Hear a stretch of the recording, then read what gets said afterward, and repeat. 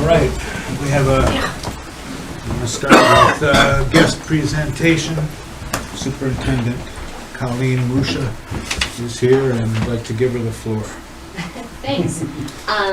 So our regional agreement was 20 years old, so we formed a little task force to review the regional agreement and make any, you can just pass those down, updates or changes to the regional agreement.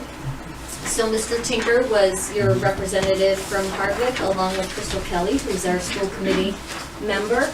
And this handout just has any of the changes that were made in the regional agreement. So the first change was we had to expand. Do you not have these? I'm sure. Let me bring them up to you. Yeah. All right. The first change was we had to expand our organization to include preschool because 20 years ago we didn't have preschool in the Quabbin district, and now I'm pleased to say that we have a preschool in every one of our buildings and one full-day pre-K over in New Braintree. And also it includes our postgraduates, which are students that are 18 years to 22 with disabilities. And they have really what is considered a transitional program to help students with disabilities learn life skills and have job experiences outside the school. So a lot of their time is actually spent in the communities working so they can make that transition to adulthood.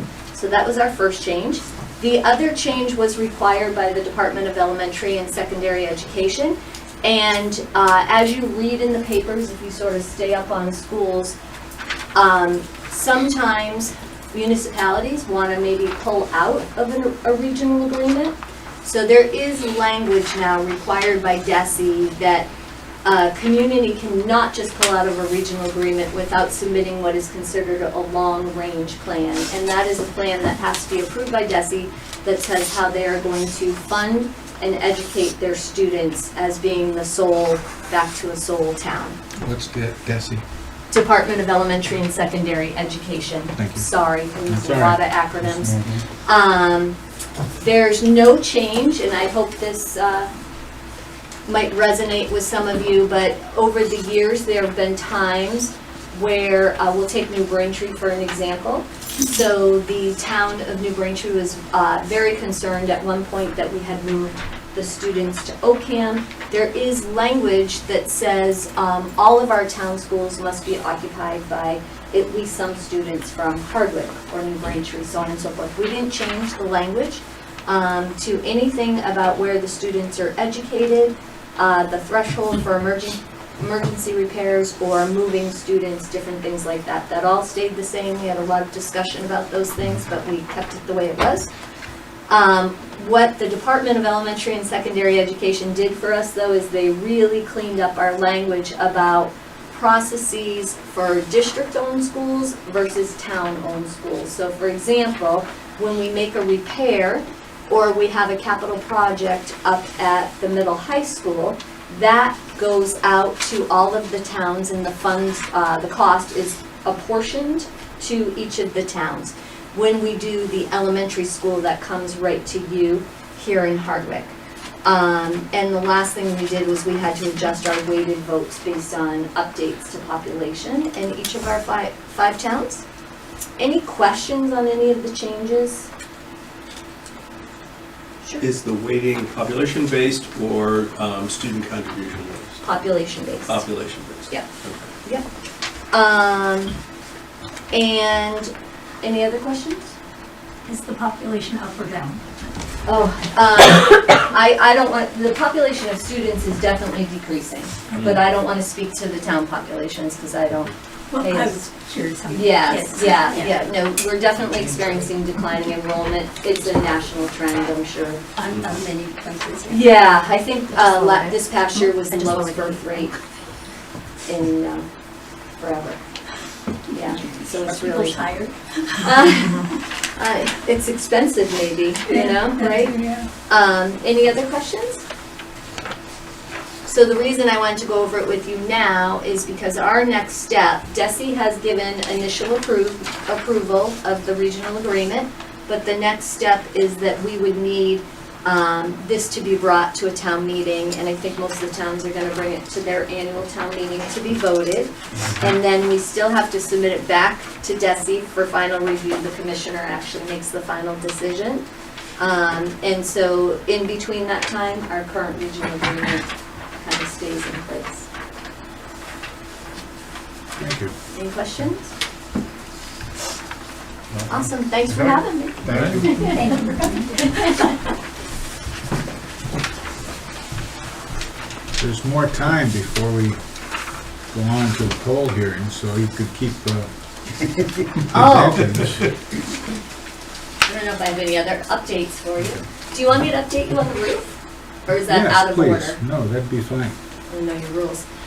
So Justine and I have been back and forth. So as you know, you have, you've been entered into the Massachusetts School Building Authority, or MSBA, for a roof upgrade for Hardwick Elementary School. So the next steps on that are, we've been assigned a project coordinator who we will meet with probably sometime in April or May. We have to, and I'm not going to get the language right on this, we have to vote at town meeting about funding a schematic design. So we will have to make that for either annual town meeting, or you have up until September to call a special town meeting if you want to do it then. And we will know sometime between July and September what your reimbursement rate will be. So that again is based off of the town's ability to pay. And if your project gets full approval, then you get reimbursement on that schematic design, funding, and things like that. Initially, when we put in for it, they had promised like 72 to 85% reimbursement. I'm hearing from some other towns that were in the last go-round that, you know, they ended about 58%. So we're gonna wanna get a closer number on that because it'll be a pretty significant cost. And I did mention earlier in our meeting that when you put that roof on, because it's funded through the Massachusetts School Building project, that we have to agree to keep that as a school for 20 years. And there's a municipal vulnerabilities preparedness grant that we've put in for to put photovoltaics on that roof to power air conditioning in the building. And that grant has proceeded and is now going out to bid, but only the permitting and design. So it's still, I doubt that there's gonna be any conflict. It'll No, still as be a matter of fact, the MSBA, now all of their roofs need to be what they call solar ready, right. because So they're encouraging that. But I'm anticipating the soonest construction would start on the Hardwick Elementary School for the roof would be summer of 2027, the soonest, depending how the cycle goes. They're now only giving these grants out every other year, but what they're doing is taking more schools. So they have a long line of people. They used to take maybe 75, now they're almost doubling that. So that's why it's a 2-year process. Thanks. Thank you. Yes, ma'am. Can I ask a question about your grant for the air conditioning for the school? Yeah. Do you happen to know if the air conditioning units that they would allow you to put in would also have some kind of a heat pump option? We have to look at that. Okay. It's still down the road, but my first impulse was to have a cooling center. It's the public shelter at need, and this past summer it got a little warm, so I started thinking maybe that would be a way to go. Yeah. But the heat pump, as long as, you know, Glenn Wojcik says it's okay. We do need new Most likely it heaters. would be that way. Okay. Excuse me, sir? We do need new heaters, so. Well, yeah, so Line that's needs to kind of be- why I'm asking, because it's usually a similar system. The heat pumps can be inserted in the same, either the same unit, or you can sometimes get a plug-and-play system, that's my understanding. You can buy the component to turn it into a heat pump after the fact. So Right. just something to put on your radar. is all. Thank you. Can I ask a question kind of off that? Would Sure. it be the entire school, or would it be focused on the areas that would be used for emergency shelter, given what the grant would Again, be? we're still early stages, I don't know. Okay. I mean, the big rooms would be The priority? most likely used most for bedding people down. Yeah, that's what I'm And then the other rooms, one whole wing is for pets. Have to be able to accommodate all pets if it's a public shelter. It would be interesting. Snakes. Really, gerbils. Tarantulas. The snakes and the gerbils away from each other. So it would likely prior, so like the gym, and I'm assuming that means the And the gym and the cafeteria. cafeteria are kind of like where the, But I'm guessing, I'm not Yeah, that kind of tech. But everything that comes up in this grant so far is, when they talk about it, they talk about HVAC, so it is heating, ventilation, and cooling, Yeah. so.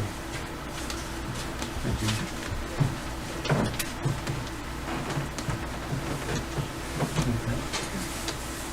Now what do you want to do? Whatever you like. Is Well, there okay, comments? we'll start, we'll put the post, I can't do the poll hearing before 6:30, but we could go into visitors' comments. Yes, sir. Jeffrey Smith for Church Street. 2 meetings ago, I brought up the issue of meeting minutes, and in reviewing the last meeting and then this meeting, it really appears not much is being done. I mean, you're approving January meeting minutes, and then you've got an April meeting that's already been written and just needs to be voted on. This isn't really the kind of progress I was hoping for, and I haven't heard anything from the board since that meeting. So I'd like to hear something tonight. I committed to not going to the Attorney General because I was under the impression you guys were going to start acting on this. But it's not an open-ended blank check. I will go to the Attorney General if nothing's going to be done. Mr. Chair, I have an update. Yes, ma'am. This is the spreadsheet that Mr. Tinker did at the last meeting. The ones in yellow were actually there all along and are not missing. So we've been going through the other colors on this spreadsheet, so we are on it. You want to explain since September where all the meeting minutes for October, November, and December are? 2 of them are pending. I mean, like I said, we are working on it. Here's the color-coded. The one in red is the one that you didn't have camera for, but the other ones, we're working on it, so Thank you. you're welcome.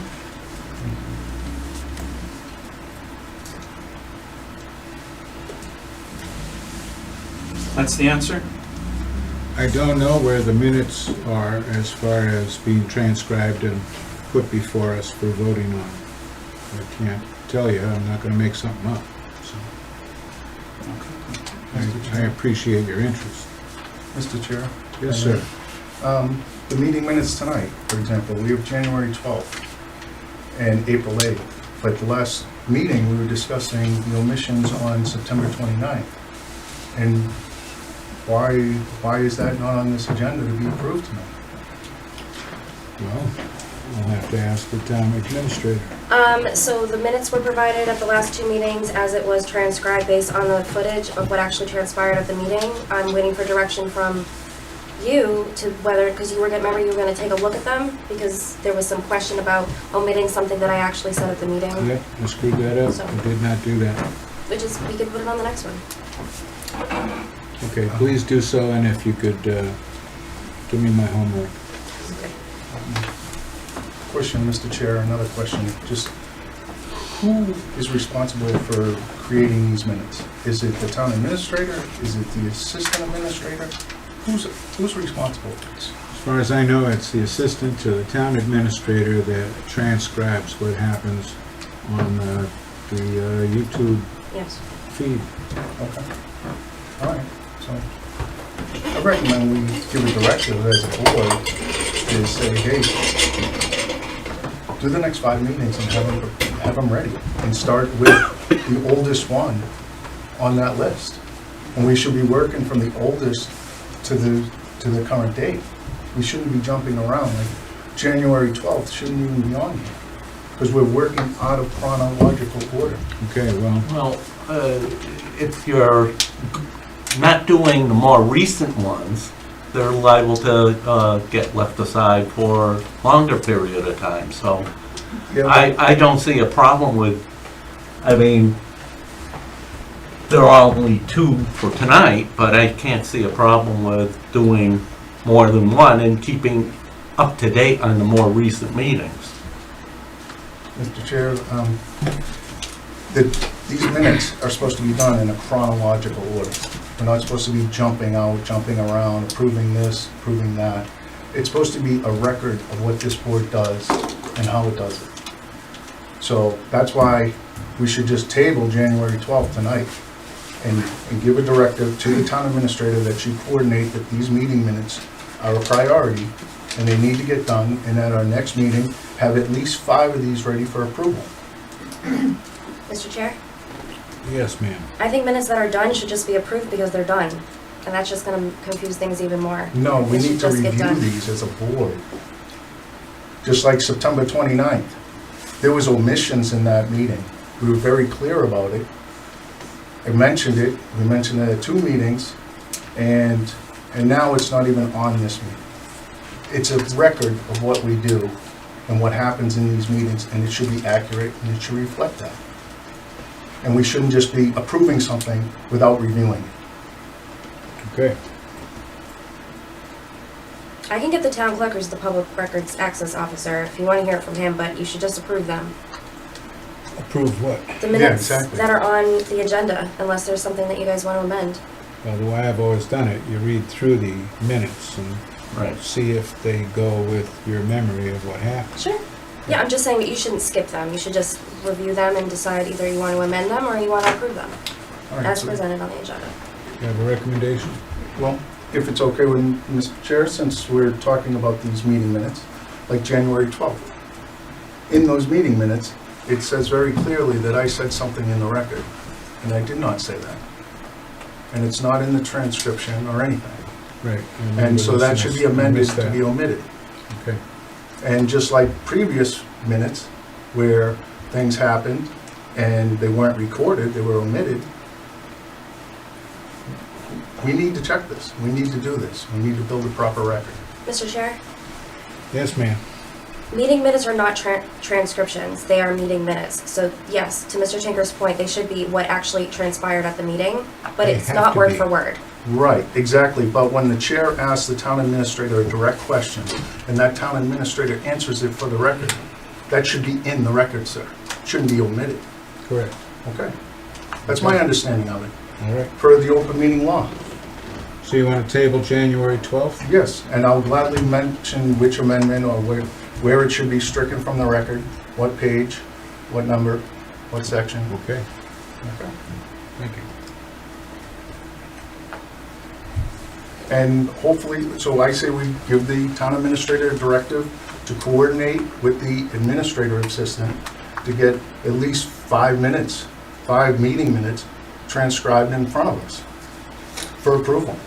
Ma'am, I'd like to ask you to do that, to put 4 of these pending minutes together and have them ready in 2 weeks when we gather again.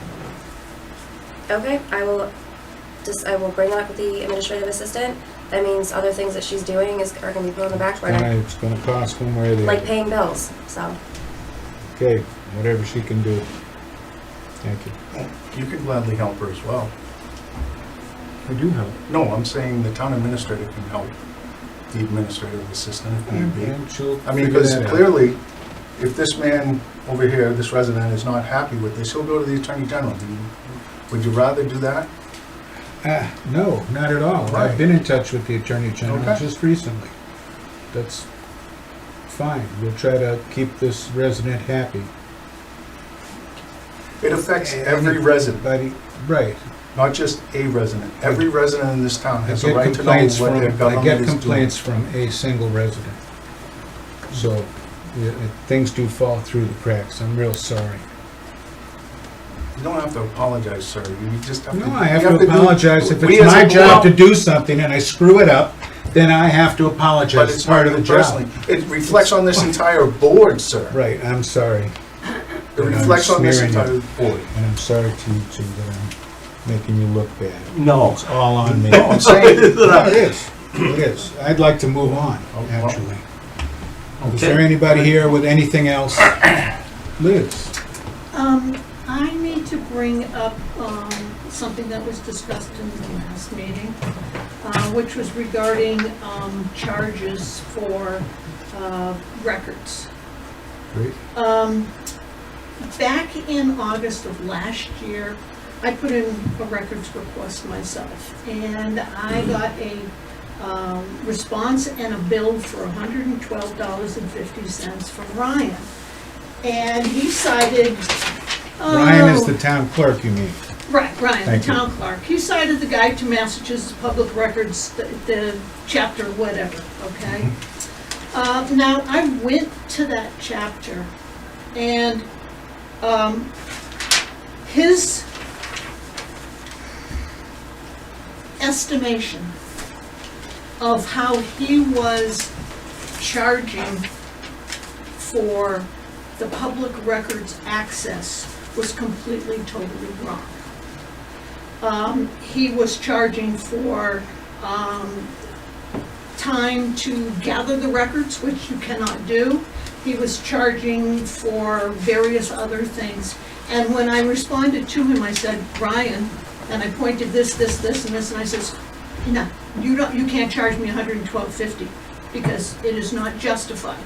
And I did not pay $112.50 for these records. So my thought is that if I was mischarged, how many other people are getting mischarged? And I tend to believe that a lot of people are. And there's a certain amount of where you can't even, if it's under 4 hours, you can't charge. And he's charging at $25 an hour, which is the highest rate that you can charge, but the law states that it's supposed to be paid at the lowest person who does certain things like this. And we've had senior work-off people working in the clerk's office for years, and they get paid minimum wage. So why is he charging $25 an hour when he can have senior work-off people do this at $12 an hour? Well, I don't know. From what I understand, the request for records and everything around it isn't in the selectman's purview. It's in the town clerk's purview, so you'd have to take it up with him. Well, you are the governing body of this town, and everybody, the buck stops with you guys. I know. Okay, and everybody has to answer to you. So what I'm saying is that, and the money he collects goes into the public coffers. And if he's charging people for things that he cannot legally do, then that's on you. Mr. Chairman, may I speak? Mr. Lucas, please. For those of you who don't know me, I'm Ryan Lucas, I'm the town clerk. Been town clerk since 2020. And as far as this specific request here, I'd have to go back and look at it, Liz, because there's just been so many. So, well, I mean, I don't want to say I'm being blindsided, but I'm coming into something that happened months ago. First of all, the assertion that I can't charge for the 4 hours is incorrect. We're below 20,000 people. I can charge from minute one, okay? A lot of times I'm not going to do that.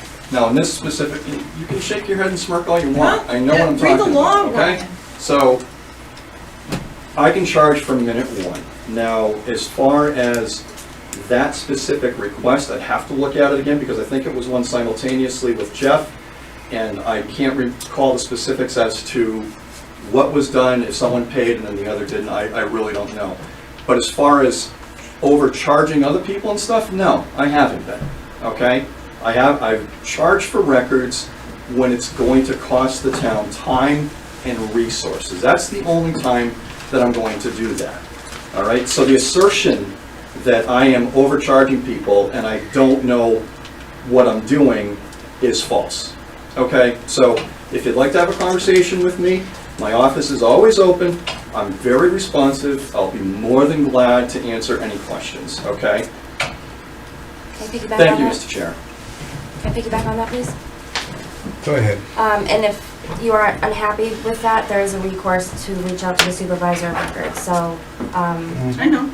but that is ultimately up to the town clerk. She has to dare you to do that. I like winning. Yeah, Oh, yeah. We'll see how that vote goes. Would you like to speak, sir? you know what I'm saying? Okay. Anybody else want to speak? Yes, sir. Hello, my name is David Flick. I come to you tonight from the town of Barre, representing the Council on Aging, the Barre and Hardwick Council on Aging. We've had an agreement since 2017, and I almost found it ironic that you were talking about a contract that hadn't been updated in 20 years, because we're in that same space. I'm here at the request of the board. The board is made up of Hardwick members and Barre members, because 2 select board meetings ago in Barre, there was discussion around whether or not that agreement should be severed, whether the senior center should go back to being only a Barre-only senior center. The Council on Aging Board wants to express emphatically that they feel strongly this relationship should be sustained, that we should continue as is. I will tell you, last Monday, we met with the Barre Select Board as well. We're not a decision-making body, we're an advisory board, but we wanted to let them know from both the Barre and the Hardwick position with regard to the senior center that we wanted to continue. This, by the way, is Betty Jo O'Brien. She is our senior center director, one of our team members. Now, that's essentially what I wanted to say. But what I want to challenge you with is what precipitated this agreement almost having been terminated, putting Hardwick seniors not in jeopardy, because they could use our senior center any time. But certainly there are services, most of which were funded by Hardwick, which is the outreach coordinator. A large portion of that salary was funded, and the outreach coordinator would spend time, twice a month as I recall, here in Hardwick servicing senior needs. What I want you to do is try and figure out what got it to this point of discussing severing that agreement. It has to do with money. It doesn't have anything to do with what goes on at the senior center. It has everything to do with how the agreement is administered. There, even at my last board meeting, or our last board meeting at the senior center, there was disagreement as to whether that that outreach coordinator should be a Barre town employee or a Hardwick town employee. So I'm very encouraged to note that Justine and our town administrator already have a date by which to begin to look and update this agreement. So 2 things. One, I just wanted to make sure I'm fulfilling the request made to me by my board, which is to come in here and let you know what our position is. But more importantly is not to let this just slide, but to understand what got us here, so that steps can be taken so that this relationship is not put in jeopardy again. Thank you. All right? Thank you. Mr. Chair, if you don't mind. Yes, sir. I can comment on this. I heard speculation of this going around. It never came to the select board or anything. I reached out directly to one of your select board members and asked him, was it Barry's intent to cancel this contract?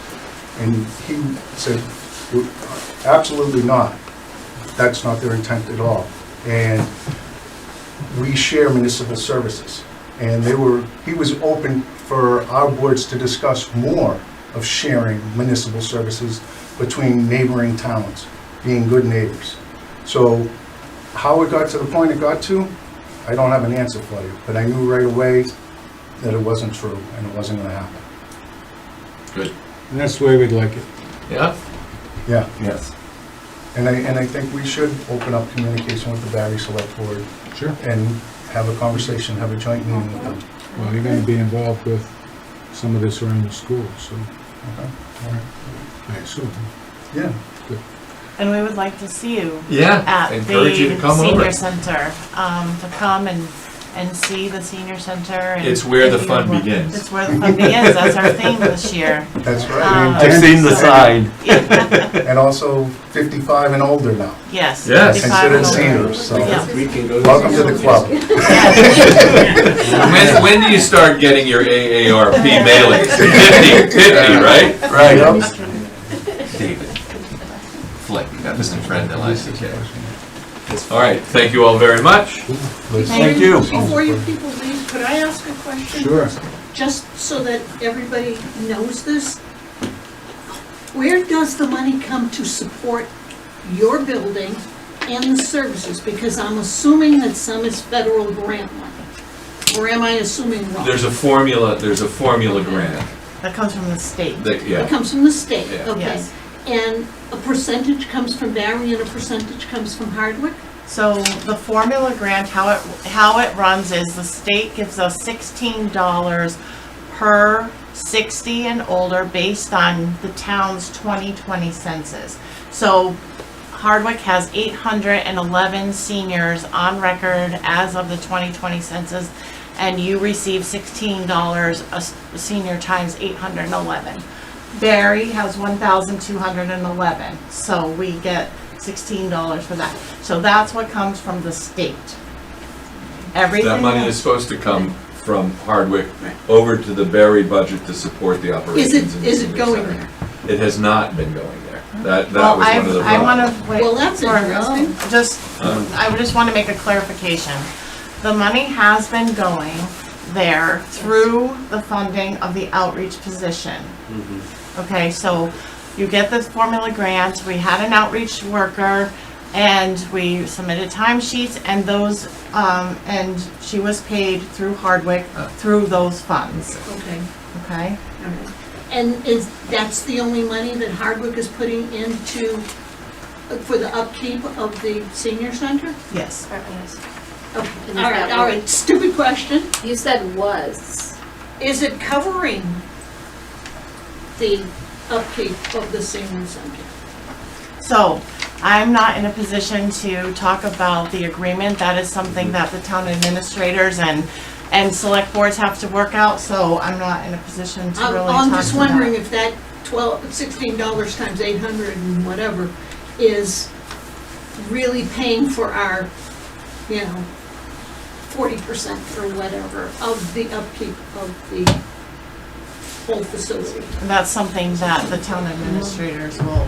We can find that out for you, ma'am. Okay, well, I'm just curious, I mean, because Obviously, you're that asking the could question. be a reason why things started falling apart, because, Could be.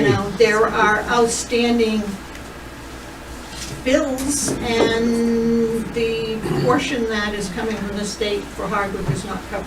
Well, I wouldn't want to make any blanket assumptions or lead anybody down any roads. So I don't want to start a firestorm of speculation. Right. I So don't think I this would is a really- good forum for that. We So, should right, leave so, that. Right. so I would really like it to stay between the town administrators I think and the that's select fair. boards to Probably. iron I- out it those just, things I out. mean, Yeah. everything comes down to dollars and cents, let's face it, it's all about that. So I was just trying to get some, are we deficient? I mean, are we not giving, our fair share, whatever? I mean, that is You just, want to say something? No, I as just a want to. citizen and a taxpayer, I'd like to have a poll hearing now.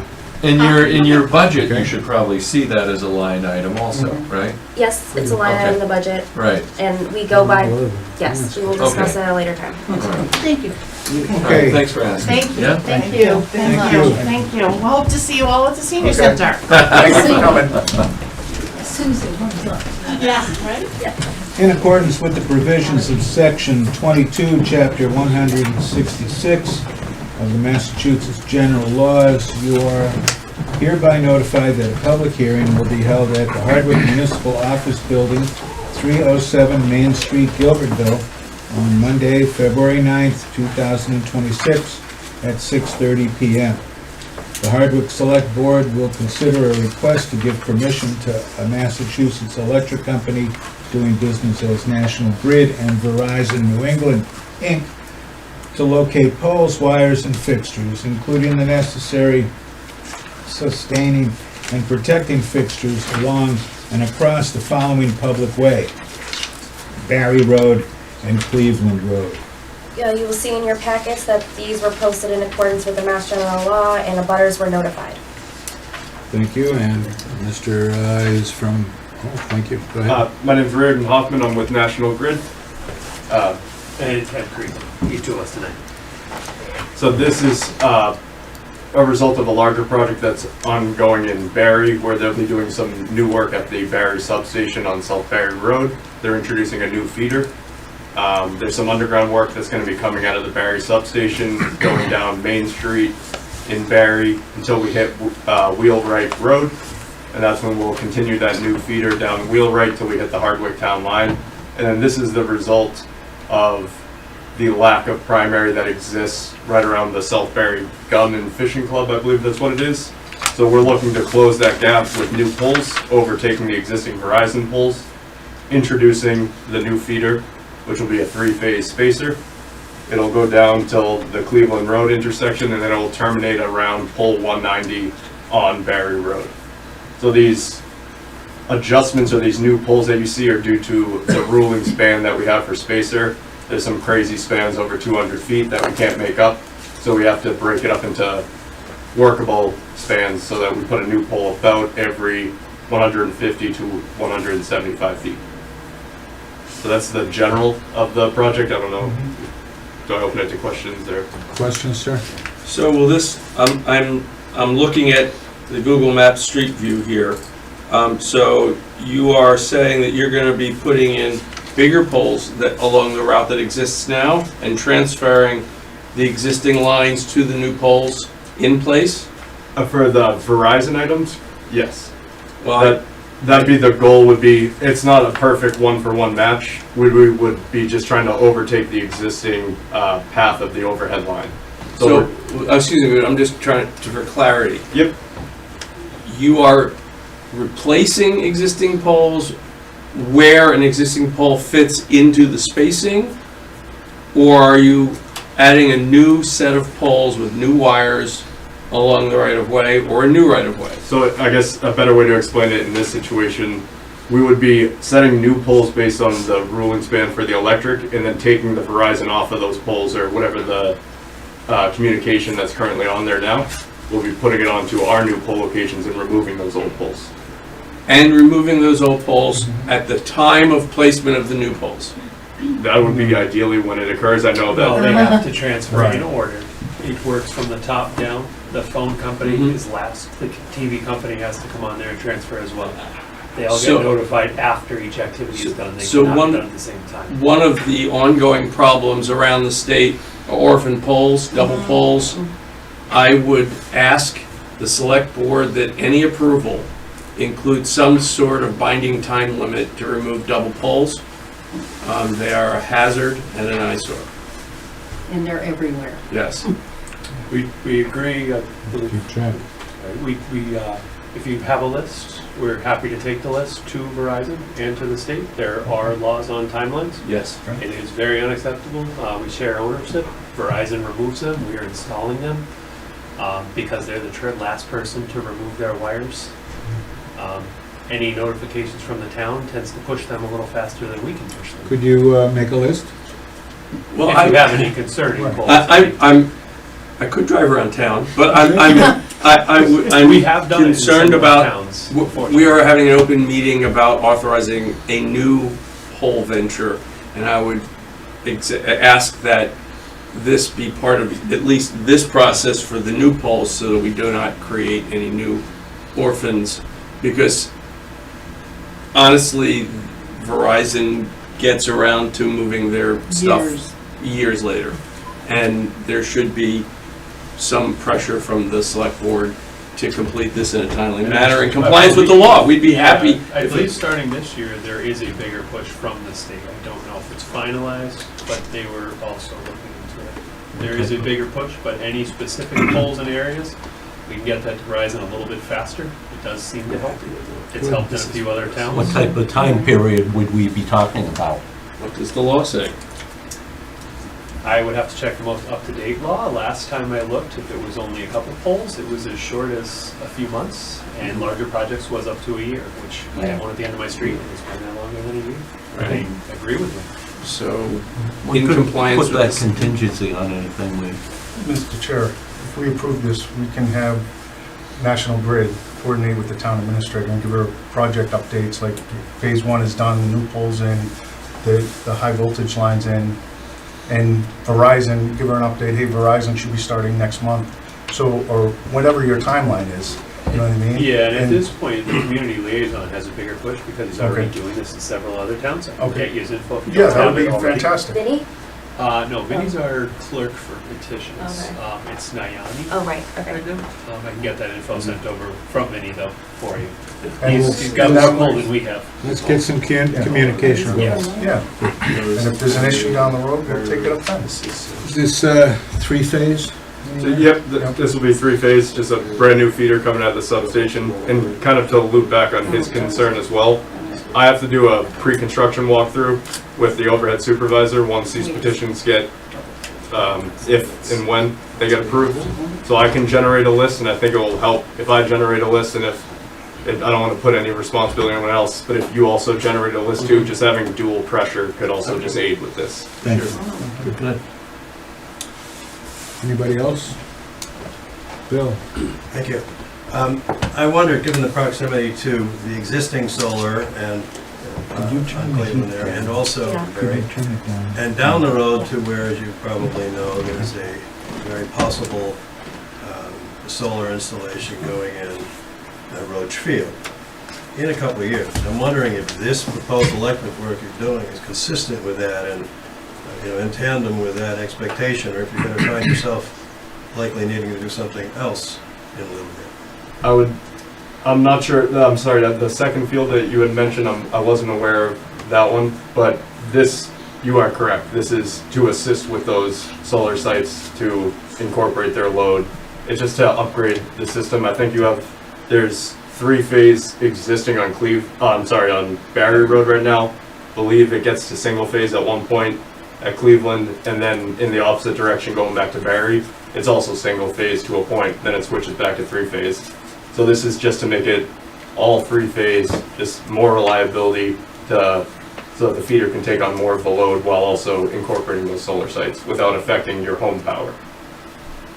Okay, but if I may, the site that's very possibly going to go in just further down the road, a mile or so, is going to need, obviously, in fact, that proponent had talked about that it had been delayed for quite a while because the new upgraded electric all had to be worked out and so forth. And I'm just hoping that what they would be needing and you would be doing and would be in the future, assuming that happens, would be consistent with what you're talking about now. We can ask the question. I'm limited on what I can see because I'm coming from the Barre substation and extending it down into this area. That existing feeder comes out of a different substation. I understand your question. I just don't have a specific answer for you, but I can bring that up to my liaison and have them at least give me some background as to what they may be doing for that area. Justine certainly knows the particulars of that proposed facility, so. And the administration. just to clarify too, so when a solar Mm-hmm. project comes along, like this project, they keep in mind what they need to build this project, as long as repair everything along that route. The solar company is generally paying for that. To go beyond that is typically viewed, they have visibility of upcoming solar projects to make sure the feeder has the strength, but they're not gonna go any further because no one is paying for it. We can't spend money that we don't have. Right, but nobody would want you to put the new level of service in and then have to redo it all in a couple of years. What? This type of construction, this size conductor, is the largest, most consistent one we put in the area. Okay. This is. Should have made a presentation. Okay. This is why he's asking. You're upgrading service to here, and this is going to be that. Okay. So that's why so you just can see what. And that's right around the 190 Barre Road, This is- where, yeah, that's where our This is project. Cleveland, that's Barre, this is Texas, where the So adjourn. So we can make sure our solar and other project managers are aware of that upcoming project to keep it in mind. But we're not gonna build any further past this project until theirs goes through. There's a lot of projects that get shut down. You're right. I think just to clarify what was said, so the solar site, when they eventually go in, they will have to pay for the upgrades to that circuit. So it will eventually, it will probably be upgraded once that solar field does go in, if it does. But that will be on the behalf of the solar company. They'll have to front all that cost for the upgrades for that circuit. That's the agreement that we. Right. Yeah. Everybody all set? I'll make a motion to approve the new poles along Barre Road and Cleveland Road as presented tonight. Second. All in favor? Aye. Aye. Thank you, guys. Thank So you. I have this for you guys to sign at the end of the night, and I'll get that back over to you tomorrow. I'm sorry, can we sign it? Sure, that'd be great. Should we table both these dates of minutes until we get... April 8th has been approved, sir. Okay, Well, if I can't do anything. That's fine. And you and I can approve it. just do a minute. All right. Make a motion to approve April 8th, 2025 meeting minutes. I'll second it. All in favor? Aye. Aye. Recused. Okay, now if I could get a drum roll. And we'll table January 12th, 2026. Correct. Okay. We'll look into that.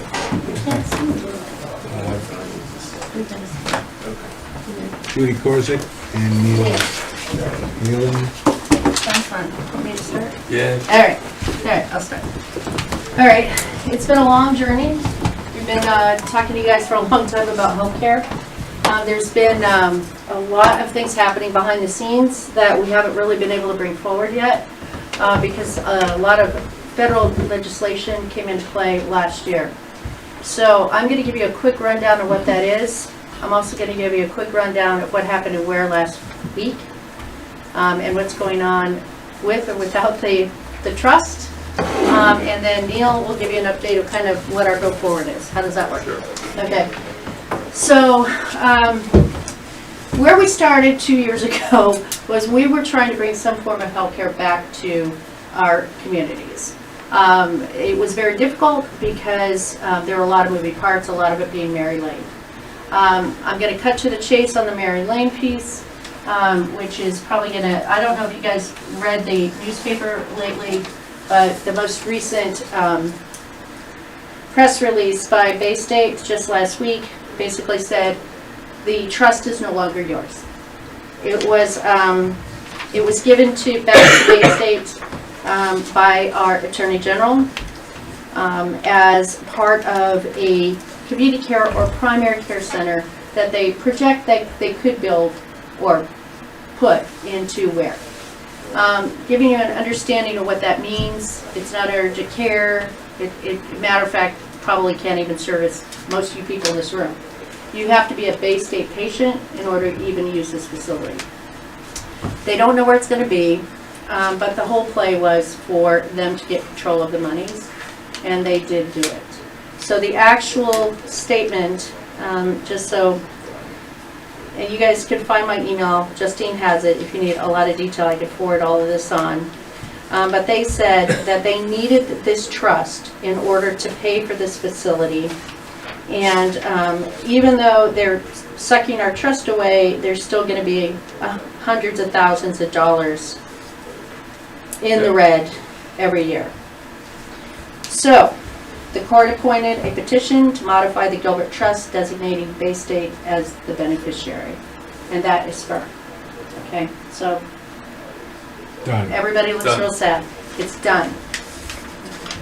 It's not going to change.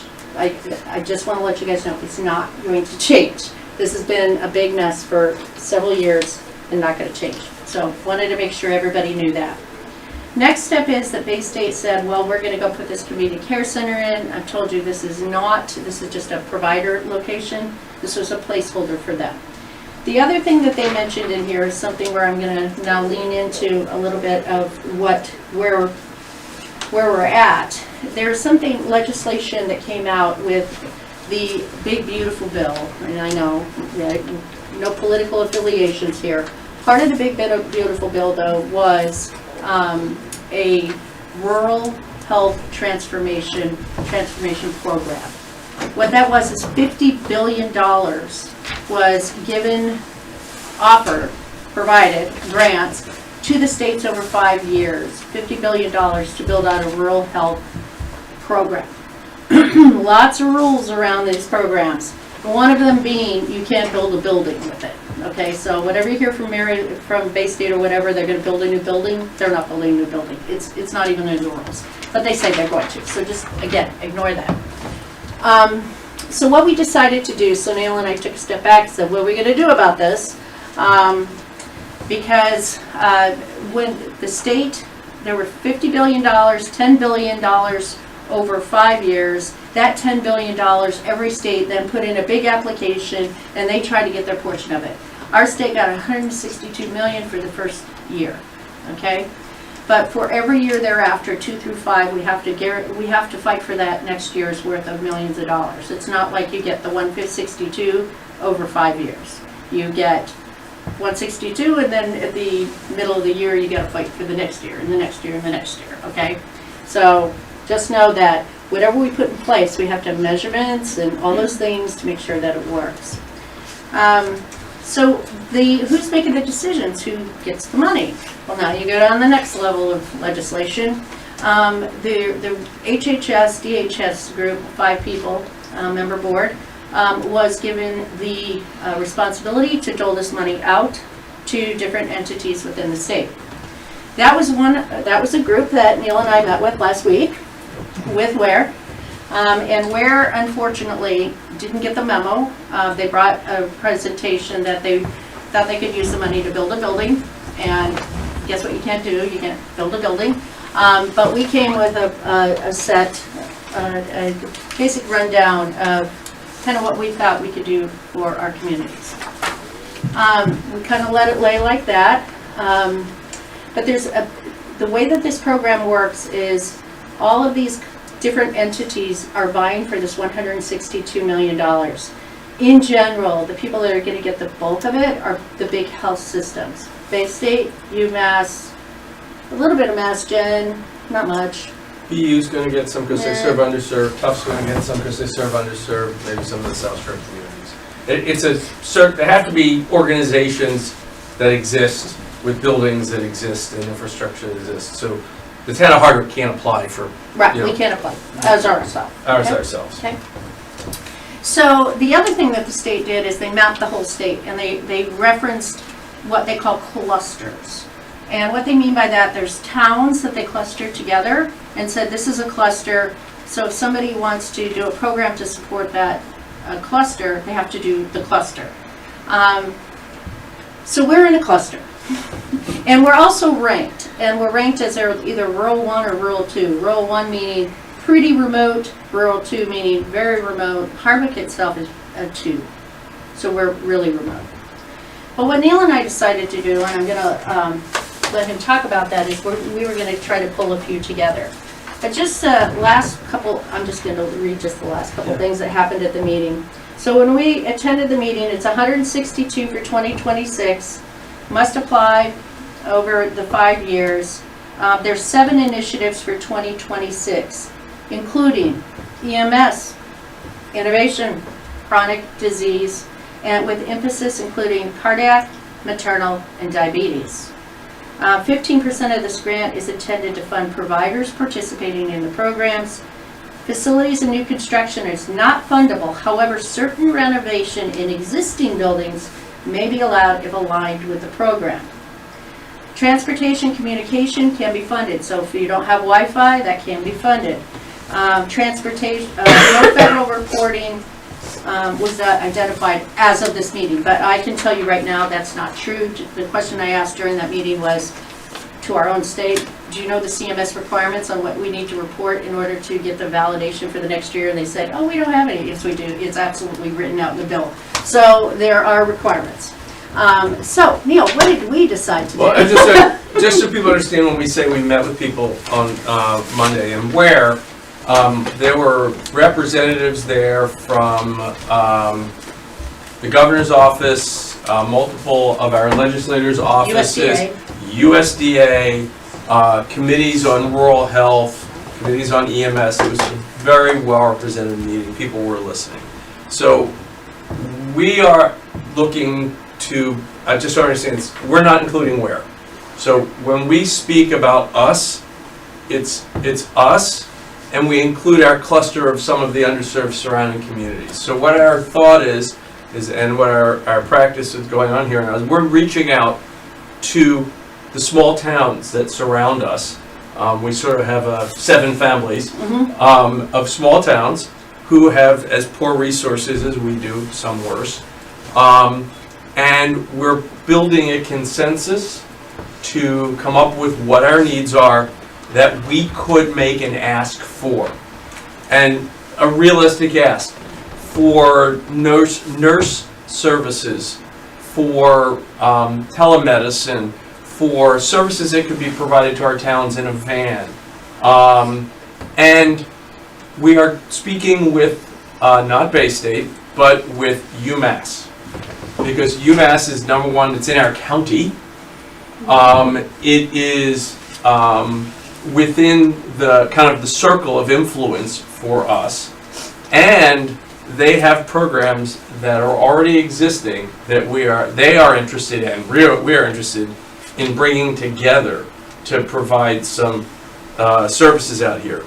They, being a big academic medical center, can ask for the grants. So they can ask for millions of dollars for our communities to provide services. And when we talk about spending money on a building, we can't build a building, but we could ask for funds to renovate in an office to build a control center for our nurse navigators or our communications needs. So that kind of thing you can get funded. We can't build a urgent care center, but we can hopefully build out enough infrastructure that will support what we want to do. And so our next immediate step is we're planning a meeting with boards of health and select boards in some towns around us to get buy-in, to get community support, and we're meeting with UMass to see how they can mesh up with what we want. They're excited because they can apply for millions in grants. And we are ready, willing, and able. Right. Yes. And so that's where we are right now. This is a project that was sort of dead a year ago that is now very much not dead. It is moving very quickly because we really, there's a time limit on when you can apply for these grants. Correct. Everything has to be in by a certain time. And I just want to add one thing you said. It's not that we're excluding where's not in our cluster.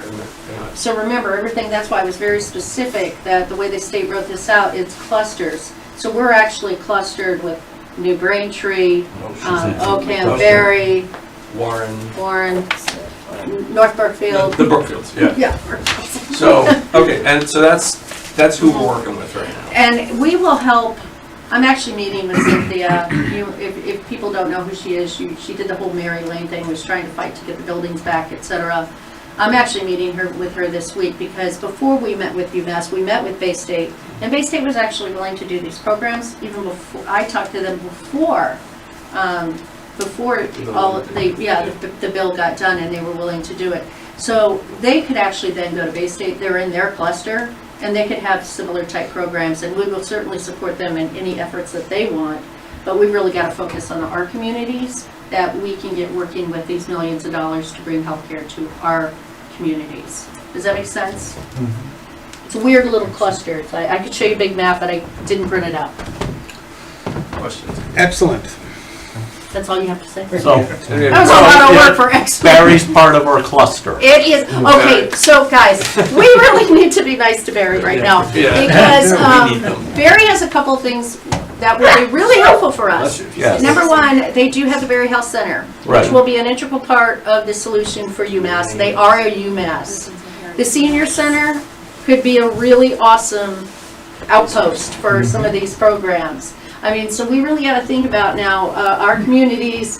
You know, we're bringing pediatrics, we're bringing senior care, we're bringing all this. And this maternal program, it has a doula issue. That's, you know, it's going to bring doulas in. We have to really think about how we're all this cluster community now, and how can we get the very most out of this as humanly possible. And I can't even, it would take me all night to describe, if I had posters I would, what UMass can bring to this. Right. And I will tell you, we're not just talking to low levels at UMass.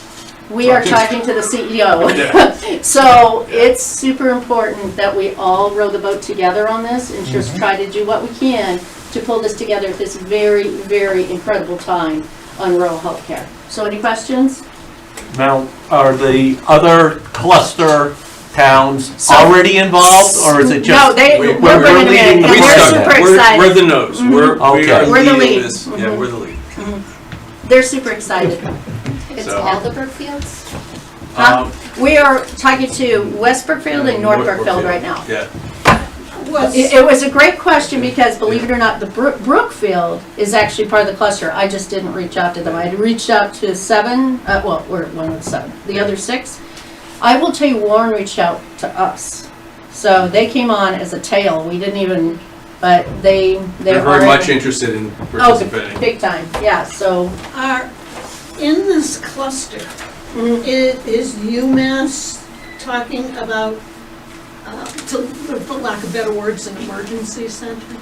They can't build a building, That's right. No, but I'm just saying But what- Not yet. not yet. some kind of facility that in an emergency somebody can go to and be They can remember- stabilized and transported. They can do whatever they want to do, right? But they can't build a building, but what they could do is extend on the Barre Health Center, right? Right. So, They hold that can build thought. an addition, they Hold can't that build a building. Well, they can't. No, they can't even build an addition. But just again, we're just at that tip of that nose right now, and we have ideas of pilot projects that are something that could be put on the ground right away to serve our communities and work towards cementing this relationship with UMass, so that if we show that we have both a need and the ability to cooperate, then they may have more interest in committing capital that's theirs, not the federal government's. And as part of that, are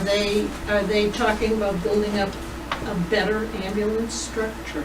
There's an interesting way that they're thinking about doing this, and it is through innovative triage, through mobile vans, rapid response, various other things. So when it's coming through on the call, you know, if you have a fall, does that really require an ambulance, or can that require an emergency response? You got to think really different rural health here. This is not, we are not talking downtown Boston here. So they have built infrastructures. By the way, UMass had built a 22,000 square foot facility in Worcester just to support rural health. So it's up and running, and this will be a. We're pretty excited. We are super excited. The big thing that we have to do, though, and we're going to help UMass with, is that reporting. If we put programs in, we have to make them a hero, because they got to report back to the state, report back to the feds, and say, look, our program is working. So we're not going to bite off more than we can chew. We're going to bite off the programs we know we can implement, we can monitor, we can report, and move forward. Because this is going to be a lot of work, and it will likely bring jobs. And so that's good. And services. I mean, they're really, services is what we're looking at here. So what can we do? You can say, yay, we, the town of Yeah. Hardwick, support this venture, Yeah. and we can go to UMass and say the select board Yeah, stands supports it. behind this and support us. Absolutely. Is one of, and this is just a suggestion, because they have these in the Springfield area, they have clinics, okay, that are everything from general medicine, dental, maternity, and then they they send people off to the hospitals for MRIs and whatever, but they are a, like a general practice, but they're not just medicine, they're also dental, they're also maternity. Is that going to be something? They're beginning with what, remember, they get 100, let's say they got 162 million per year because they qualified, the state qualified to get for that. And UMass did a great job, so they'll get the lion's share for the next year. As these programs build out, then you start to build infrastructure around that. But we still have the Barre Health Center, and it can be utilized in very different ways than it is used today. And if you look where Warren's at, they're actually near Harrington Hospital as well, and some of those clinics. That is also That's UMass. So just think of it differently. Instead of looking west, it's an opportunity to look east. And we're not saying people that are in the Bay State program have to do any of this, but we got to bring something here. You could still go use your Bay State programs or whatever you want to do. The funny thing about it is more than half of these clinics are not affiliated with Bay State. I know that. They're affiliated with Holyoke Hospital and Cooley-Dickinson, which is... Yeah, the problem with, and I don't want to take up too much time, but the problem with Cooley-Dickinson is, of course, Mass General Brigham now. And their only presence in the area of any usefulness is Cooley-Dickinson. And when we talk about who do we want to go pitch our pitch to, Cooley-Dickinson is small. I mean, it's wing west. But Mass General has told Cooley they need to financially stand on their own feet. So for us to get a large amount of money and support, we'd be looking very far east to Mass General, and they really I don't think would be a good partner right now. I think UMass is a much better partner. They're interested in this. They've already started down that lane, and they're closer. Yeah. And so, and to the other question, if we could leverage UMass projects in Barre, in Harrington, and just a little project, if they'd only close at 5, if we could get funding to run the clinics until 7 or 9 o'clock, I mean, these are little projects that you start to build momentum with. And we would love to build to a project where we bring into our town van-based vision, van-based mammography, van-based maybe even dental, things that so people don't have to travel an hour somewhere to get services they might not even be doing right now. Remote pharmacy, things like that. Nate. Yes. Thank you. Well, congrats on all you've been doing. Thank You did a ton of work, and it sounds very promising. So thank you for that. Back to Ware, though, for a second, and Bay State, Mary Lane originally, and Gilbert and all that. I mean, very recently, we've had petitions being circulated here. We've had requests for the Board of Selectmen to support, the Mary Lane effort in Ware.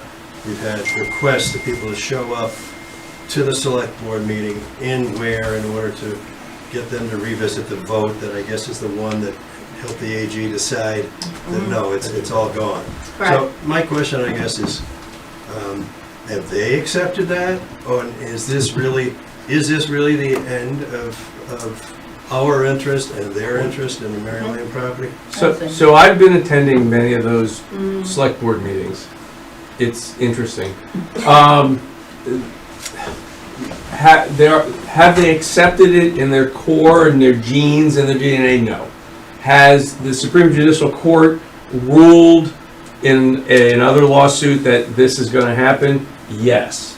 So as far as we can foresee reasonably, there's a 0% chance that the courts are going to overturn this and release this money. And the group in Ware, while we support them building whatever they need, we've been to their meetings, I go to their meetings, we support their efforts to bring healthcare to Ware.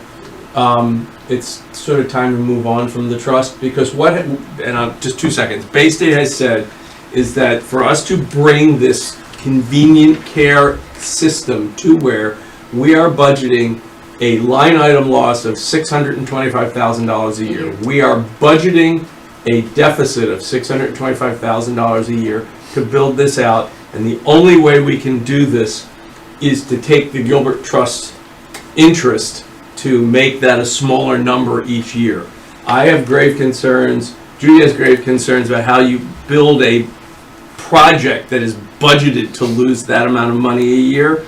I don't understand how that can work, and I'm very concerned, Judy's very concerned, that there's only a limited number of years they're willing to, I mean, they closed their freaking cafeteria. How long will they fund this deficit project? So, maybe they'll be able to sell it, don't know, but they're planning on losing their shirt on this project as it is. If I may, just one related question then. Is it just a sad irony perhaps that the destruction of Mary Lane Hospital, physical destruction of that, takes them out of the running for having the big beautiful bill funding for rural? If they had left the ER If they there, left it. if they had left that building there, then there could have been a request for funding to support whatever was going on in there. Yes. Wow. Once they took it down, that was it. That was it. Thank you. Thanks very much. Thanks for the work. Do we want to make a official vote of support for what the Appreciate tax? that. That'd be great. That would be great. Okay, I'll move that we express our support for what the healthcare task force has updated us on. I'll second it. Okay, all in favor? Aye.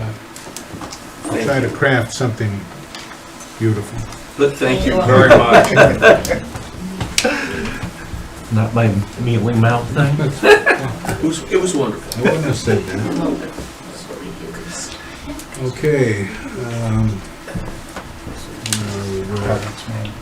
No, it's me. Alex Mann. He's not here, is he? No. Okay, we're gonna appoint a truck driver laborer to work with our highway superintendent. So, our highway superintendent is emphatic about having a body. And so, he is requesting that the board appoint Alex Mann.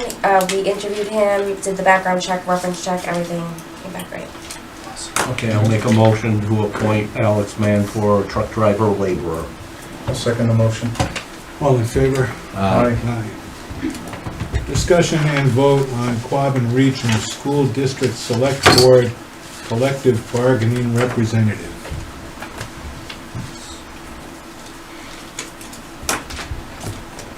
Tinker, you willing to do this? Yes, I'll take this on. Anybody else?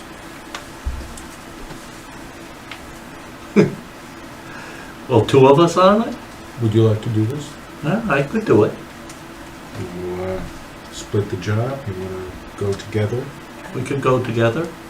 I'm gonna take it up with the superintendent.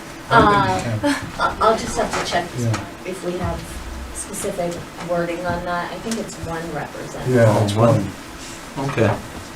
Well, Well, being that can't do it, I so- kind of run into time constraints at times, I'll let Bill do it. Well, I've been doing it, so it kind of makes Yeah. sense. You have Continue time- doing it. Time constraints too, so, I know, but it's in the evening usually when I meet. yeah, so you've already started, so. All right. Move to have Bill continue as the collective bargaining representative to the Quabbin Regional School District. I'll second the motion. All in favor? Aye. Aye. Okay. Discussion and vote on Page Memorial Library Trustees Independent Council. So, hi everyone, I'm Jenna Garvey, I'm the chair of the Page Memorial Library Board of Trustees, and I'm really excited to announce that we are collaborating with the Gilbertville Board of Directors to explore the potential of maybe merging the two libraries. It's a long time coming, but there's a lot we need to unpack with this, and so the Page is coming to you guys today to ask for permission to hire an independent attorney so that we can do our due diligence and explore, potential risks and everything else that needs to be known. The reason we're not asking you guys to use KP Law is because we don't want to burden the town with the expense. We've decided that we're willing to cover that. And we also, it's an issue of access. We want to be able to access the attorney when we have a question, because that will move things along a lot quicker. So technically, we need to ask you, and this is where the attorney came in, because I had no idea. Not only do you have to give us permission to do this, to spend our money to do this, but we're asking that you make a motion to classify the position of special counsel to the Page Memorial Library Board of Trustees as a special municipal employee of the town of Hardwick for the purposes of Massachusetts General Laws, Chapter 268A. That motion needs to be made before we can proceed. And I'm happy to answer any questions. We're in the very, very, very beginning stages of this. Right. So move. Good. Thanks. I'll second. All in favor? Aye. Aye. That was easy. Super easy. Yeah. Wow. If you don't mind, I have 2 originals here. I figured that would be easier. I'll leave you guys with one and I'll take one. But there's a signature on this page, and then on the second page is a signature regarding the motion. We are February. And I will copy Justine on all correspondences to keep you guys in the loop.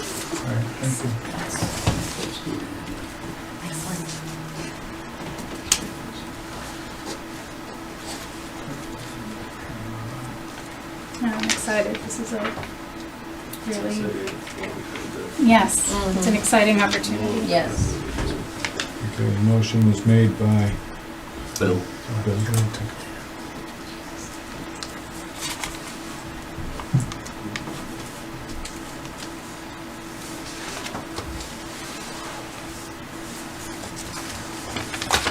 Seconded by Jeff Sharp. There's no space for that. Yes, there is, right there. Yep. Okay, thank you. Let me get through this with all those screws. We'll help you out, Eric. Thank you. Okay. Make sure the, If I can have that, this is your copy. If you want to fill out the page, you can do that on your own time if you want. But thank you. Okay, thank you. Mr. Chairman, Yes, sir. on behalf of the Gilbertville Library Trustees, we'd like to thank you for your support of this issue. It's a great project idea. It's a long time. Thank you. Beautiful building. Yeah, thank you.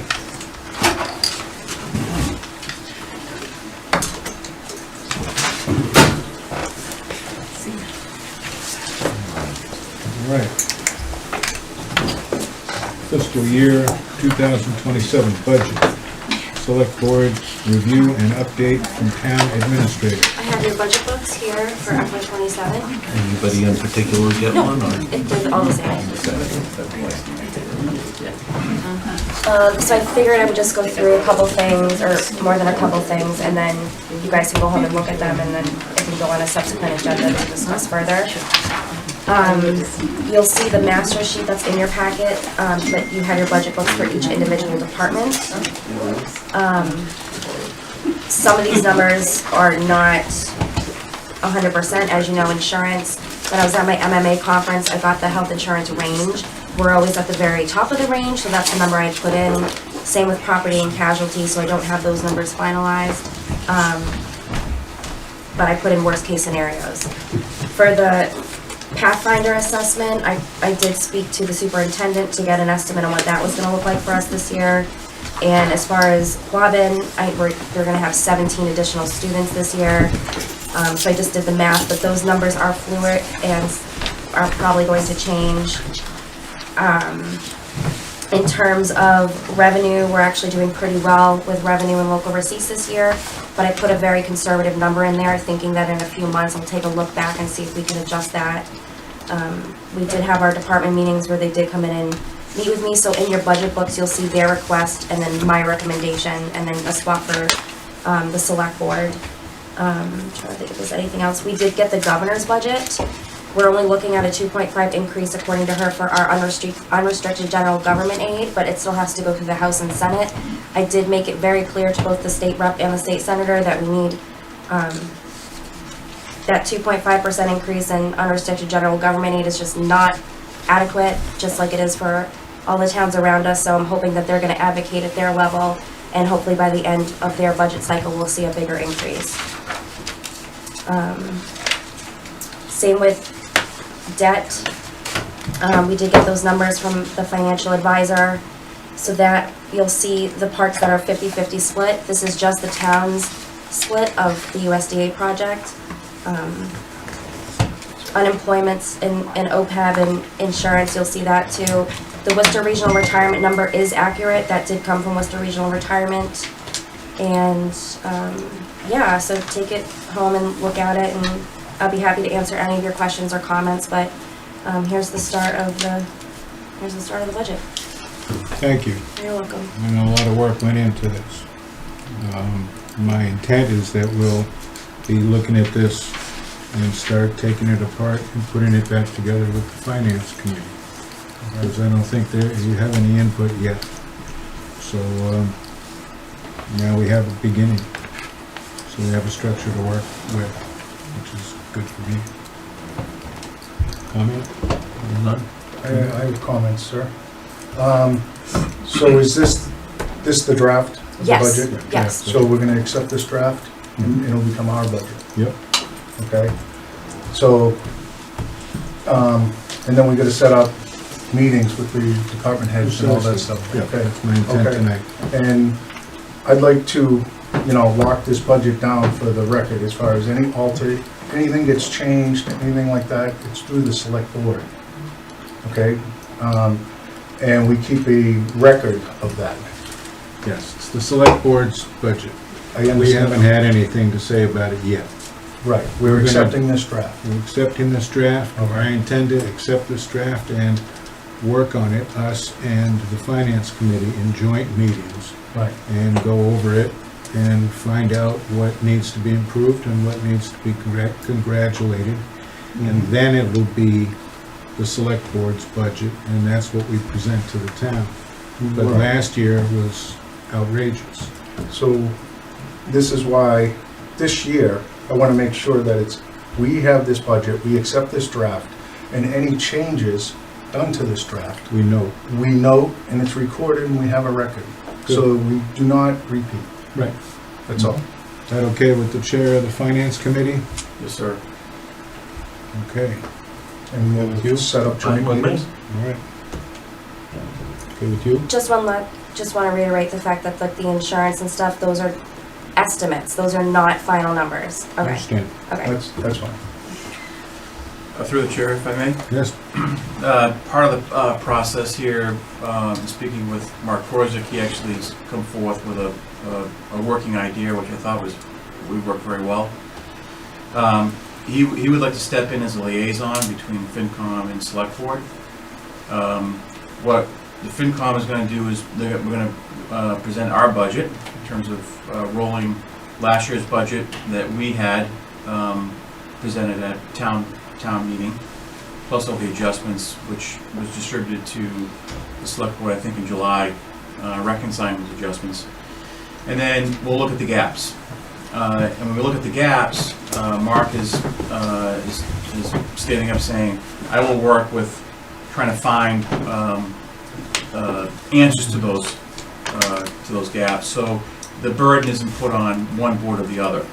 And it allows us to work together, understanding where we need to spend, where we can cut, and then come to an alignment and an agreement, so when we go to town meeting, we are completely in alignment with what the budget is going to be presented to the townspeople. sounds perfect.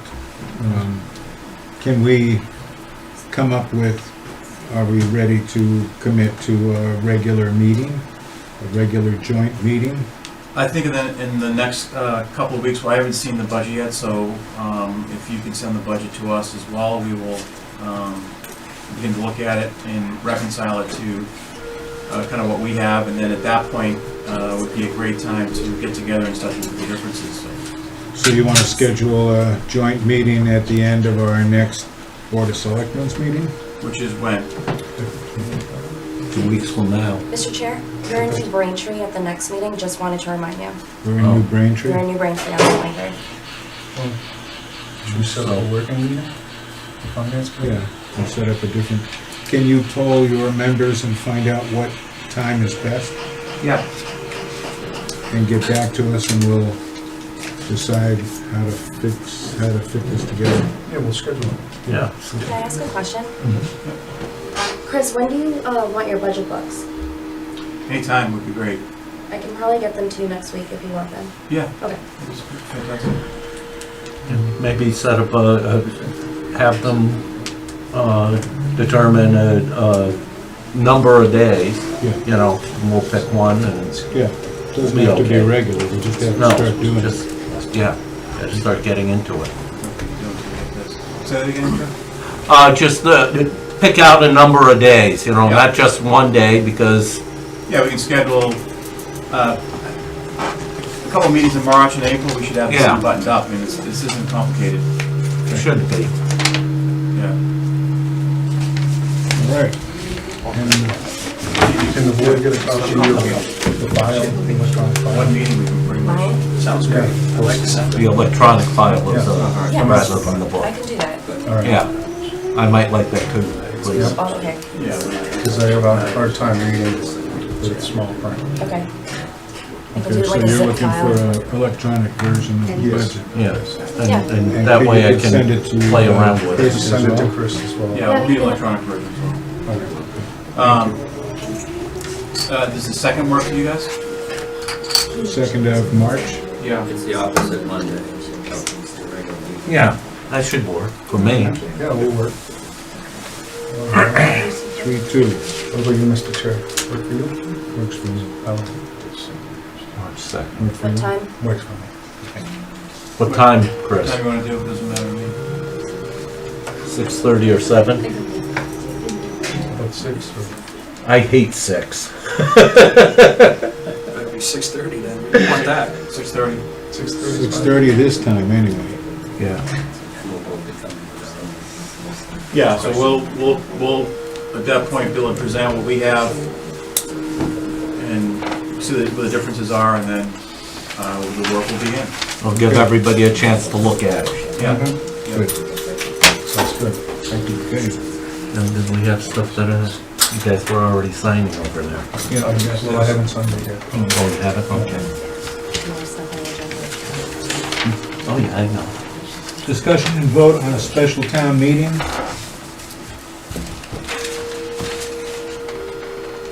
Do we know? Do we have a reason? Why? No. No. That was just a hold, you can skip Placeholder, it, yeah, right. if you would like. Discussion on public records requests. Have we already addressed that? No, I sent you an email and I asked you to get documentation from your records access officers and talked about it at length. Went on in the last meeting. Right, so if you don't mind, Mr. Chair, January 28th at the Select Board meeting, the board discussed 3 public records requests submitted by a resident, which the town collected fees totaling $650. During that discussion, questions were raised regarding the completeness of the records produced, the basis for the fees charged, and the compliance with Massachusetts Public Records Law. If I may, You may. I did have a conversation with the town clerk about this, and he maintains it's not the selectman's problem. Well, That the citizen has to come to an agreement with him or go to the AG or court. Well, so, if you don't mind, Mr. Chair, this absolutely falls into the Select Board realm, because public money was received by the town for services, and those services weren't provided. So there's a real disagreement here. There is a real disagreement, so I'm trying to cut this off, because what is an attorney gonna cost us to go to Superior Court to defend this action of the town, versus giving the guy his money back? But Bill, is it, What? What? it isn't we within our requested the- authority. One It at a is, time, one at a time. it is not within our authority as the select board to tell the town clerk, to tell the records Superintendent? superintendent Records access, sorry. what to do. We can't do that. We don't have any authority. Yes, We we don't have- absolutely have this authority, all right? What are we gonna do? It's fiduciary responsibility. We're trying to, what is an attorney gonna cost this town to represent this town for actions that we did not do or provide? We took money from a resident for services to provide records. We didn't provide those records, Mr. Chair? okay? Excuse me, okay? Yeah. So we absolutely have an obligation as a board to decide this matter. And we requested the records access officer to produce these records. What was presented? Because they're supposed to keep a log of what was requested, what was delivered, what was the fee, what was the estimate, the money received. They should have all this. We've asked for this. We have not received this. Who's they? The records access officer, which is Justine and Ryan, to click. The records access officers for this town. One of them handled 2 of these items, and one handled 1. And they're supposed to keep a log for the public records supervisor, you know what I mean? They're supposed to keep a log and information on this, and we requested this from the select board, because Jeff had answers, or questions, and he wanted answers. Well, we weren't given those answers. So, based on that information and not giving us this information, we can absolutely rule to decide to give the money back. Because no records were produced. Okay, so I would like to have a conversation with Ryan and get a phone number, and I will call the supervisor, the superintendent, whoever I have to go to get a ruling or an agreement or a statement on this. I'm looking at one right now. Because there's 2, excuse me? I'm looking at one right now Thank you. We'll look at that at a later where they date. sided with the town. There's something bigger. Look at this. I'll try to track it down. We have a disagreement about whose authority it is, and I don't see any room to compromise, so let me find out, get some state opinions on this. Okay. So you're gonna contact the Secretary of the Commonwealth I guess. for the public records law? Yep. Okay. Would you like information that I have? So you have it? No, I'll get my own. Okay. Thanks. Mr. Chair, I can forward you all 3 determinations from the supervisor of Thank you. records. And I'll need that too at some point. So, Mr. Chair, before we got to this point, why weren't the records produced? I don't know. Well, maybe we should look into that as I'll well. look into that too. Yep. Okay, Okay. all right, So, we're gonna table this? I guess. I don't see any compromise, Can't so. go Well, are we any gonna get, further with it. are we gonna wait for information from our records access officers? Are we gonna get that I'll have a information? report at our next meeting. Okay. Do you want my information on this now, Mr. Chair? Not right now, thank you. Okay. But I would like your town administrator's report. Alrighty. I met with Energy Conservation Inc. on the school boiler with the school superintendent and the director of facilities. This was the company that Mass Save contracts with. We are doing a walkthrough with them on Thursday with myself, Mr. Korzik, and Mr. Wojcik. So something that I'm actually taking from another town administrator is in my report, I'm gonna do how many public records requests we received. At the time of this, when I put this together, we had 3 in the last month. Now it's up to 5 public records requests. So I will keep updating the board on our public records requests. I had a call with Central Mass Regional Planning Committee on our IT grant. We put in for online permitting and 3 electronic, like smart type boards, interactive boards, 1 for this room and 1 for fire and 1 for police. I attended the Quabbin Regional School District budget meeting. Met with the assessor, accountant, and treasurer repeatedly on town debt as we were working on the FY27 budget. I attended a rural teams meeting on the governor's budget, which was depressing. Had a call with the police chief and fire chief from Munson on a federal grant, looking at all of our options for the police station renovation. I'm meeting with Meg Height tomorrow on the phone about grants. We're advertising for a wastewater treatment plant operator, a highway equipment operator, and a van driver. And actually, something exciting to report, in the middle of a reference check for a wastewater treatment plant operator. So that will be on your next agenda, hopefully, which is really exciting for Port Scott. Met with police chief, acting fire chief, and the fire chief / select board chair from Braintree. So that will all be discussed at your next meeting on the 23rd. We hold our monthly department head meeting, and I'm sorry I can't breathe if I sound funny. I moderated a panel on municipal finance at a Western Mass Roundtable event, and that has been recorded.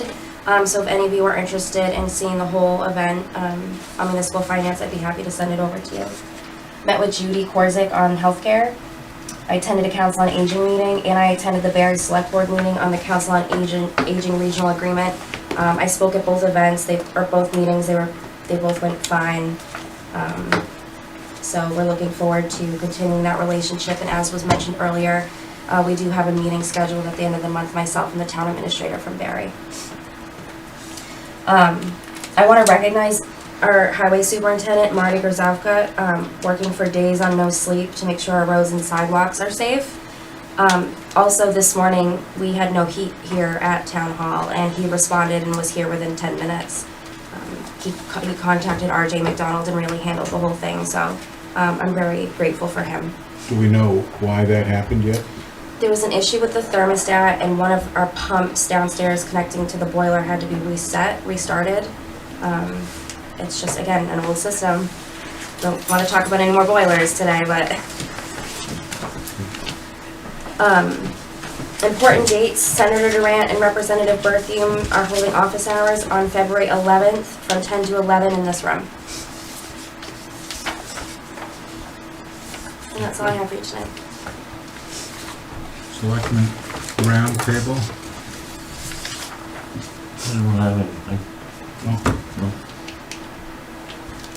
You have anything? I do. For the record, the Select Board previously took a vote in executive session under Mass General Law, Chapter 30A, subsection 21A3, concerning litigation and negotiation strategy related to the Zico's auction group matter. Prior to that vote, I requested confirmation of whether there was a recorded public authorization for engagement and execution of the contract, and that information was not provided before the vote occurred. I am documenting this at a procedural level without disclosing executive session content because the absence of that information affected the board's ability to exercise informed oversight. Okay, thank you. Mr. Cole. If I may, thank you.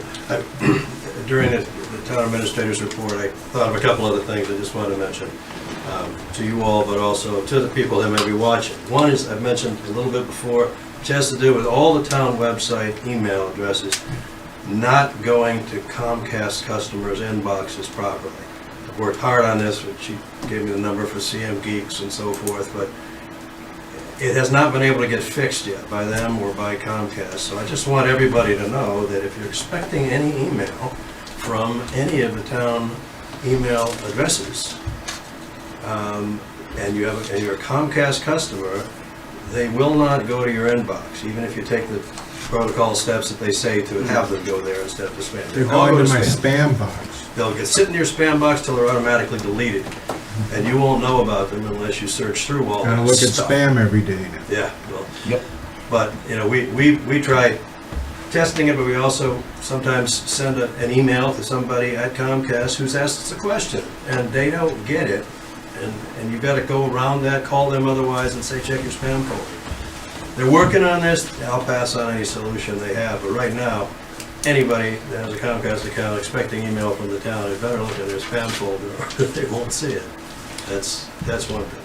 So we get living here in remote.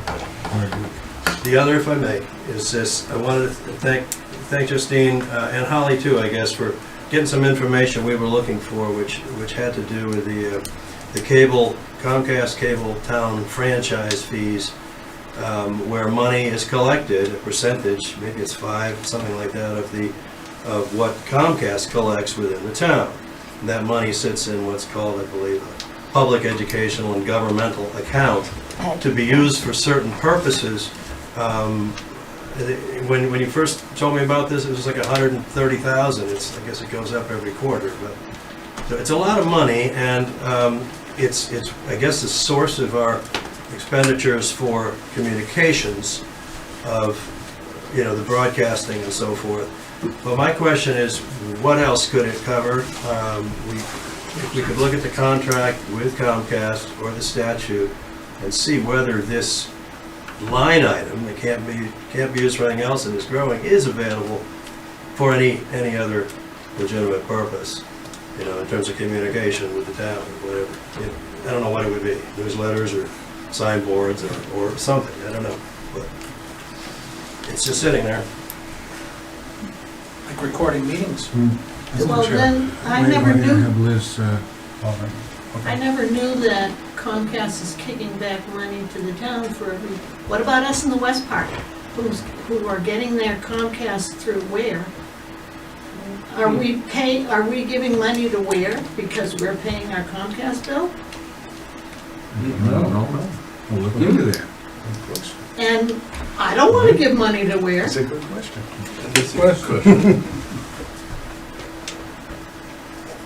Because the whole West Park, there's a line, that line comes through where? We'll look into it, thank So you. we want our money. Okay. Of course you do. Yes, sir. I just want to mention, so people in Hardwick are aware, we had a Board of Health meeting that talked about the watershed and the landfill and all that, and it's all recorded, it's on YouTube. It's very informative, and I recommend that the residents of Hardwick watch it, review it, because there's a lot of information in there. Okay? And it's just Especially the if you very live in the beginning West Park. stages. Yeah. Especially if you live in the West Park. And Jeff attended the meeting as well, the Board of Health meeting that night. And Justine was gracious enough to put it on YouTube and have it recorded and get it done, so thank you. So Well, it was a big meeting, it's very important, and I'm glad it got recorded. I'm Well, I wanna afraid it's a thank Rick. continuing- Rick All right. Deegan, who is the guy who does the select board meetings, who got it up and running in 10 minutes. Okay, but yeah, it was a great help. And it was- And Rick Romano gave that Yes. presentation. right? Yes. And Dr. Mon, I mean, they did an excellent job. They really did. Very informative. Yeah. So, Which is so scary. Yeah, that too. that's all I have, Mr. Chair. Okay. Make a motion to adjourn? I'll second it. All in favor? Aye. I would start signing things here. I think Eric already started signing things. Sorry, I missed it. Oh, I